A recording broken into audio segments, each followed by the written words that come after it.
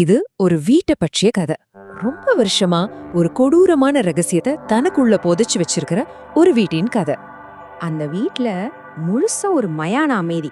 அந்த அமைதியை கிழிச்சுக்கிட்டு ஒரு தட்டுற சத்தம் மட்டும் எதிரொலிக்குது. அது கேக்குற யாருக்கும் இதயத்துல ஒரு விதமான திகழ உண்டாக்கும்.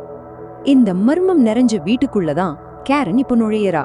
அவளோட வேலை ரொம்ப சிம்பிள் தான். ஒரு வயசான அம்மாவை பாத்துக்கணும். ஆனா அவளுக்கு தெரியாது, அந்த வீட்டு சுவர்களுக்கு பின்னால ஒளிஞ்சிருக்கிற நிழல்கள் அவளை ஏற்கனவே கவனிக்க ஆரம்பிச்சிருச்சுன்னு. கதவை திறந்ததும் அங்க திருமதி வில்லியம்ஸ் கீழே விழுந்து கிடக்குறாங்க. அவங்க உடம்புக்கு அடிபட்டதை விட அவங்க கண்ணுல தெரிஞ்ச அந்த பயம், அதுதான் கேரனை ஒரு நிமிஷம் உலுக்கிடுச்சு. அவங்கள பயமுறுத்தினது எதுவா இருந்தாலும் சரி, அது இன்னும் இந்த வீட்டுக்குள்ளதான் இருக்கு. கேரன் தன்னை அறிமுகப்படுத்திக்கிறா. ஆனா பதிலுக்கு திருமதி வில்லியம்ஸ் கிட்ட இருந்து வர்றது ஒரு ஆழமான, கலங்க வைக்கிற அமைதி. அந்த அமைதிக்கு பின்னாடி ஏதோ ஒரு எச்சரிக்கை இருக்கிற மாதிரி. கேரன் அவளோட வேலையை செய்ய ஆரம்பிக்கும் போது அவளுக்கு ஒரு விஷயம் புரியுது. இந்த வீட்ல திருமதி வில்லியம்ஸை தவிர வேற யாரோ இல்ல ஏதோ இருக்கு. மாடியில ஒரு இருட்டான ரூம், அதோட மூளையில ஒரு பீரோ, அதோட கதவுகள் எல்லாம் டேப் போட்டு நல்லா மூடி வச்சிருக்கு. ஏதோ ஒண்ணு வெளியே வர விடாம தடுக்கிறதுக்காகவே செஞ்ச மாதிரி இருக்கு. அந்த பீரோவுக்குள்ள இருந்து ரொம்ப மெல்லிசா ஒரு குழந்தை அழற சத்தம் அந்த ரூமோட அமைதிய கிழிச்சுக்கிட்டு உடம்பெல்லாம் சில்லுன்னு ஆக்குது. அவளோட இதயம் வேகமா துடிக்குது. உள்ள என்ன இருக்கும்? அவளோட அறிவு வேண்டான்னு சொல்லுது. ஆனா அவளோட ஆர்வம் அவளை முன்னால தள்ளுது. ஒரு நிமிஷம் தயக்கத்துக்கு பிறகு தன்னோட தைரியத்தெல்லாம் ஒன்னா சேர்த்து அந்த டேப்பை பிச்சு எறியறா. கதவை திறந்த அடுத்த செகண்ட் உள்ள இருந்து ஒரு கருப்பு பூனை அலறிக்கிட்டே அவ மேல பாயுது. கேரன் ஒரு நிமிஷம் அதிர்ச்சியில உறைஞ்சு போயிட்டா. ஆனா உண்மையான பயங்கரம் அந்த பூனை இல்ல.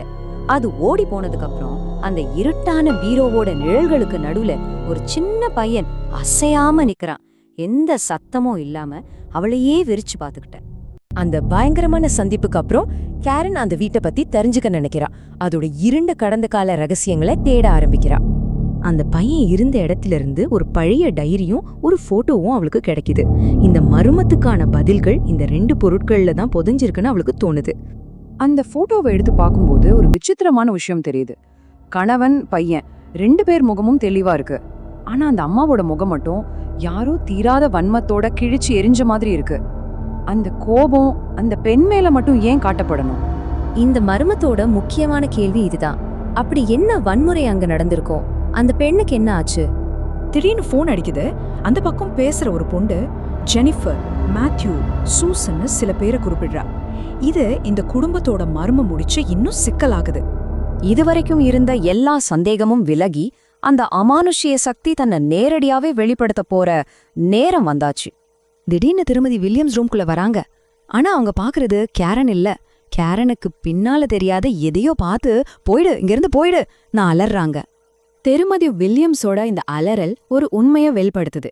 இந்த வீட்ல நடக்கிற அமானுஷ்யம் புதுசில்ல. கேரனுக்கு வேணா இது முதல் முறையா இருக்கலாம். ஆனா அந்த வயசான அம்மாவுக்கு இது ஒரு தொடர்கதை. திருமதி வில்லியம்ஸ் யாருகிட்ட பேசிட்டு இருக்காங்கன்னு பாக்குறதுக்காக கேரன் மெதுவா திரும்பி பாக்குறா. அந்த இருட்டான மூலையில அவளோட தோளுக்கு ரொம்ப பக்கத்துல திருமதி வில்லியம்ஸ் ஏன் அலறுனாங்கன்னு இப்போ கேரனுக்கு புரியுது. அது வெறும் பிரமை இல்ல. இந்த வீட்டை பிடிச்சிருக்கிற அந்த உருவம் இதோ அவளுக்கு ரொம்ப பக்கத்துல நின்னுட்டு இருக்கு. இப்போ அந்த ஆவியோட இருப்ப கேரனும் பாத்துட்டான். அந்த வீடு அவளையும் தன்னோட இருண்ட ரகசியத்தோட ஒரு பகுதியா மாத்திக்கிச்சு. ஆவிகள் இருக்கிற ஒரு வீட்டுக்குள்ள புதுசா ஒருத்தங்க நுழையும் போது அவங்க விருந்தாளியா இருப்பாங்களா இல்ல அடுத்த இரையா மாறுவாங்களா?